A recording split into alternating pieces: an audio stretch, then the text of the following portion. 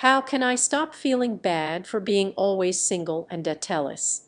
Stop using dates and relationships as evaluation of your value. Also stop comparing yourself to others.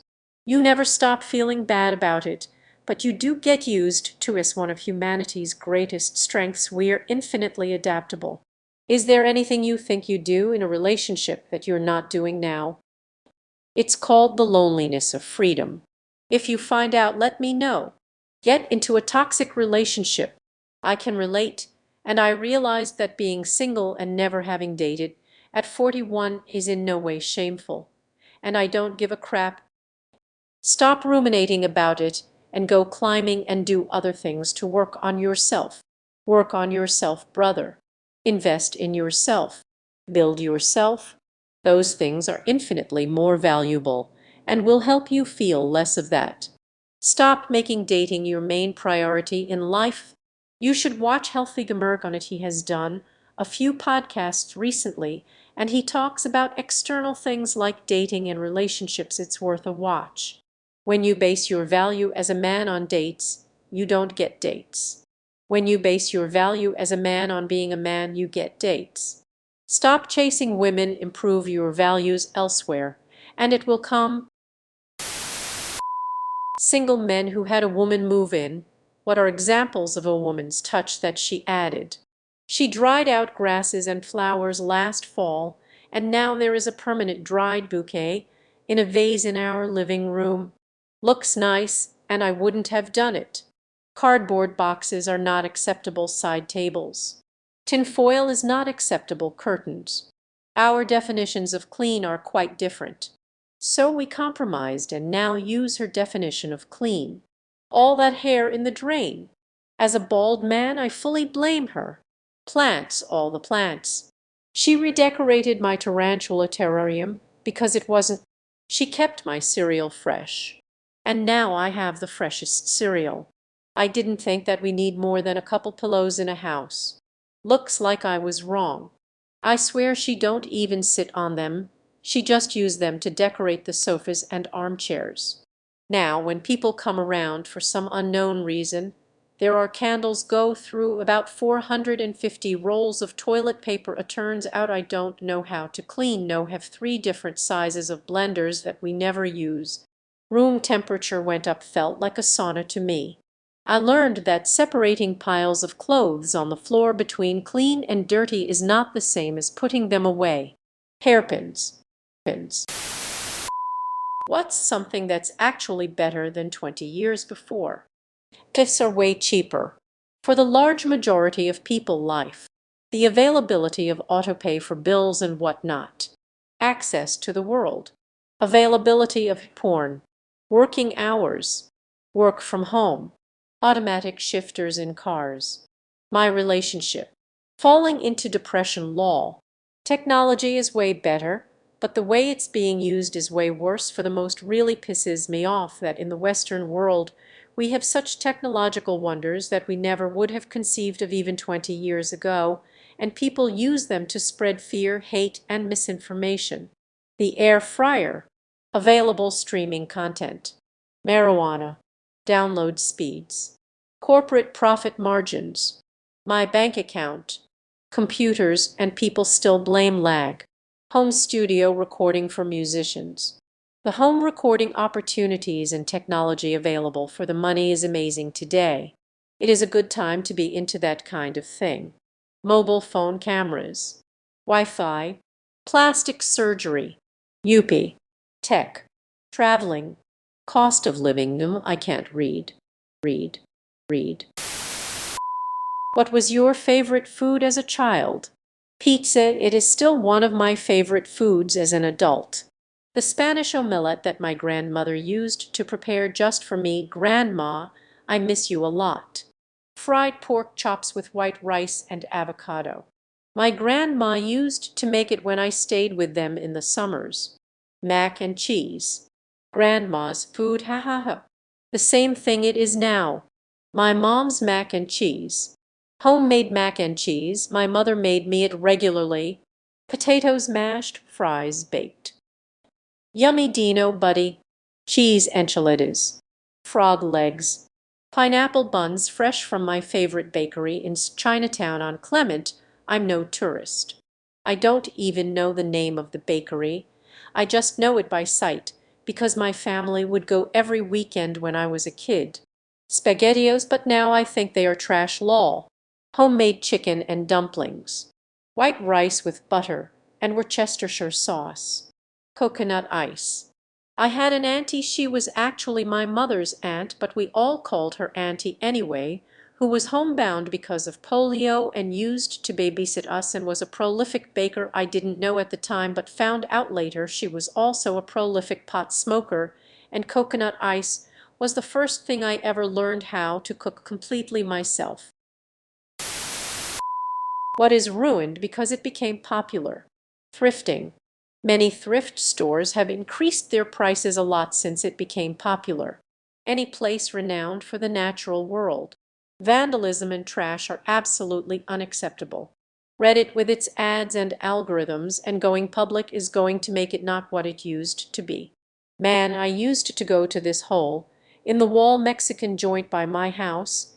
It had my favorite tortoise, and I'd go there every weekend with the homies to eat. Some Instagram food influencer posted about it. They blew up. They moved to a new, bigger location and closed a year later. I wish that no one ever found out about it. Their carne asada was the best, and so was their carnitas. Most beautiful places in the world get ruined by becoming popular. Think islands, beaches, small charming towns. Have lived and seen the changes in a few over the years. Tumblr. Formula Yeam, not talking about its fans, but since the series release Liberty Media is doing everything to bring Phineas and Middle East, which results in way too many street circuits, and they remove off the calendar European racetracks like Le Castellet and Hockenheim. Gym culture. In America it's become pretty bad now. Burning Man. What do Americans who live in the suburbs do if they need something random like milk or frozen fries? You get in your car and drive to the store. Not all of America is like that. Denser cities tend to be more walkable, but most of America is like that. It's part of why you need a car to live here. It's not an optional or luxury expense. At least the suburbs have been to. It's not that far from a grocery store. You should be asking what rural people have to do law.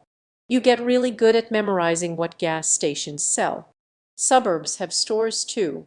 The grocery closest to me is 1.2 miles away. I've walked there sometimes for exercise, but for cold or frozen stuff, or of course, if getting more than a couple light items, then yes, I'd drive. Most commonly, though, I'd stop on my way back from work. 1. You make grocery list. 2. If you need something random, you don't need it. You get it the next time you're near the store. 3. One person in the house is driving every day. 4. Suburbs aren't prisons where you can't leave. Go to the grocery store. We go and get it. I'm not sure what you are asking here. I would choose from one of the 10 stores within a 5-minute drive and purchase them. When a woman asks, "Do you think this makes me look fat?" what is the best answer? No, it's just you're fat that makes you look fat. The dress hasn't done anything. Do you mean like more fat? Someone about to spend his night listening to sobs outside a locked bathroom door. I answer honestly. My wife is smoking hot, and she knows that's how I see her. If I tell her something isn't flattering, she knows it's a comment on the clothes, not on her. You just say first, "Let me ask you a question. Hypothetically, what would you say if I told you I slept with your sister?" And then she just forgets about the original question she asked, and you never have to answer it. I'm going to answer honestly. Should it? No, it's not the clothes doing that. There isn't one. Call it a rigged question. What you see, she sees it differently. She will look at a line on her face and call it a wrinkle, yet when you met her, she already had it. She has flaws you never saw or cared about. Yet she thinks everyone sees really hard to avoid the question. Fat. Fat is how my dick. How do you deal with your wife's lower libido after children? 2 times a week is above average, my guy. Find another outlet for your sexual frustration. From what I've learnt most recently, foreplay includes the cheeky comments you make throughout the day, but not too much that it becomes cheesy. You have to make her anticipate it. But I'm not a pro here, so can't say much more beyond that. I've been here. Have you both read The Love Languages help? Generally just expressing my needs and lightening her load so she had more time to focus on us helped a lot. Have you considered choreplay? Homeboy's going to get back into porn and hookers. His wife's pumped out the kids so she don't care about shagging anymore. How old are these kids? Are we talking like babies still? Put it this way, if she wasn't your wife but a girlfriend, she'd still fning you. But you are married, so what are you gonna do? Leave her because she puts out but not to your liking. Exactly. She has you by the balls now. She can give it up as little as she wants and paint you out to be a sex-crazed horn dog, and you would have to just take it. You and your wife have intimacy problems.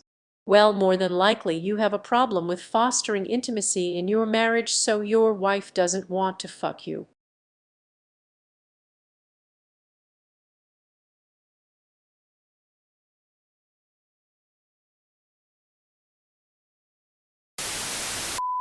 We toast to each other's health while drinking poison alcohol. Cause of and solution to our problems. Exactly, you need to have extra health to deal with it. The only difference between poison and medicine is dosage. For 30 stamina and charisma, hell yay. Yes, that's the joke.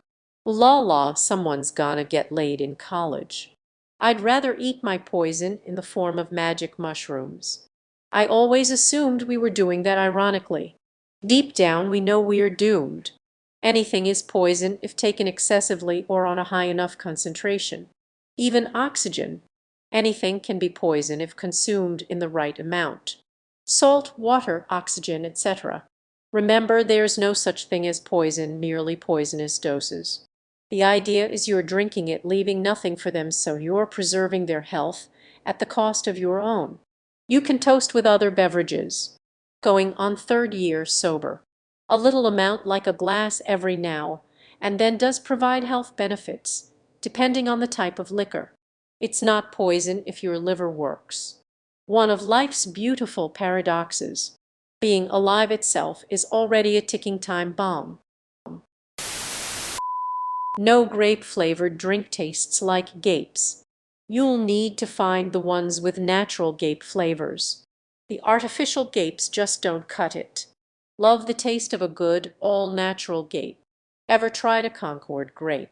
It's high in methyl anthranilate, which is what artificial grape flavor is based on. Gapes have a wide variety of flavors. It'd be awful if they did. That's because it's purple flavored, not grape flavor. Not true. Welch's grape soda tastes just like Concord grapes. Hard to find in the wild but available on Amazon. Truly the best grape soda ever. Gape tastes like black coffee with a bit of lemon lime. It tastes like Vitis labrusca grapes, which are described as having a foxy. Grapes are usually Venus anthranilate is the chemical responsible for the foxy flavor and is very easy to synthesize, so it's used to make artificial grape. I don't think gapes have a flavor. Why would you want your grape drink to taste like a penny? In Japan, you will get seasonal drinks that taste like the green ones. The purple flavor, though, is definitely Concord grapes. There genuinely are grapes that taste exactly like that. They're common here in Japan. Can't remember the name, but they're small purple, and you usually don't eat the skin. Guys who gave the crazy girl a chance, what happened? One of my best friends took a chance on a crazy girl 23 years ago. They've been married for 22 years now, and he discovered the amazing side effect of marrying crazy. She keeps his irritating mother away from him at all times. She got the help she needed and sorted herself out. 14 years later, we have 2 kids. I did everything I could to help her get on her feet. When I met her, she slept all day, had no hobbies, was always grouchy. But we connected and I was happy with years, lots of money, therapy, encouragement, pep talks, the whole 9 yards. She's hanging out with friends again, working a better job, and is active in her. She cheated on me. We fought constantly, often instantly. We got into a screaming match one night, and she stormed out. She went straight to this other dude's place, and they partied, and she took some baths and never recovered. She's been in a mental health facility since 1998 and can barely talk now. She taped my hair to her fucking wall underneath a shrine of me. It was the most attractive thing I've ever seen, and I shame myself. I used to think I was once the crazy girl, high school, early college, undiagnosed at, and depression. This thread makes me feel like the sanest person who has ever lived. Men would rather do whatever than go to therapy. This video explains why therapy is hard on men. Well, therapy has been a waste of time to me. I feel therapy has been designed for women. Talking about my feelings and having someone nod in the corner gives me nothing. I think therapy is useful for many reasons, but if your therapist is not skilled, like the majority aren't, you're not going to benefit much. Exactly right. The gym has been effective for me for over a decade. Therapy was a massive waste of time for me, and the best sort of therapy for me is just to sit down in my car and go for a nice relaxing drive around the countryside. The people I know that go to therapy seem to have a never-ending list of issues to work on, and in all the years of going, give me some beers, a tent, and a fishing pole, and I'll take you to some actual therapy. I stopped going to therapy because all we talked about was our music tastes. Some people just don't need it. I get better by doing building stuff, seeing the hard work yield achievements.